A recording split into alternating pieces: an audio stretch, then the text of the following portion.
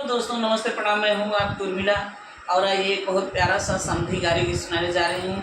जब दधी गुड़ होता है शादी ब्याह में तब गीत गाया जाता है। हमारे गांव में तो गाया जाता है, आप लोग के यहाँ गाया जाता है कि नहीं गाया जाता है? नहीं गाया जाता है। अगर आप लोगों को अच्छा लगेगा तो खूब गाइएगा आप लोग। तो आइए, एक दही खिलाते समय, दही गुड़ खिलाते समय की गीत है। अरे दही बेच चलनी वीर जवा के नार कहाँ लेला दही ललचावने। दही बेच चलनी वीर जवा के नार कहाँ लेला दही ललचावने। अरे दही देखी समधी का चुएला लार कहाँ लेला दही ललचावने। दही देख समधी का चुएला लार कहाँ लेला दही ललचावने।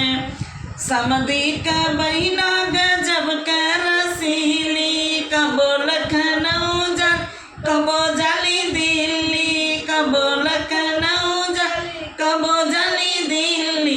कबो घूमे लेके चर चर भातार कहाँ लेला दही ललचावने। अरे संगवा में घूमे लेके चर चर भातार कहाँ लेला दही ललचावने।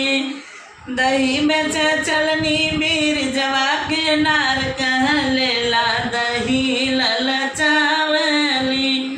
दही देखी पंडित का चुएला लार कहाँ लेला दही ललचावने। दही देखी अगुआ का चुएला लार कहाँ लेला दही ललचावने। पंडित का बहिना गजब का रसीली, कबो लखनऊ कबो जाली दिल्ली। कबो घूमे लेके बनरा भतार कहाँ लेला दही ललचावने।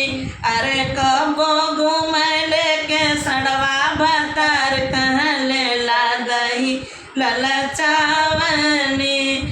अगुआ का बहिना गजब का रसीली, कबो लखनऊ जा कबो जाली दिल्ली।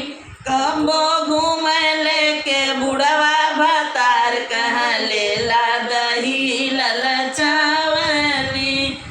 दही में चलनी वीर जवा के नार कहाँ लेला दही ललचावने। दही में चलनी वीर जवा के नार कहाँ लेला दही ललचावने। तो दोस्तों, ये हमारी गारी गीत कैसा लगा कमेंट बॉक्स में आप लोग ज़रूर बताइएगा।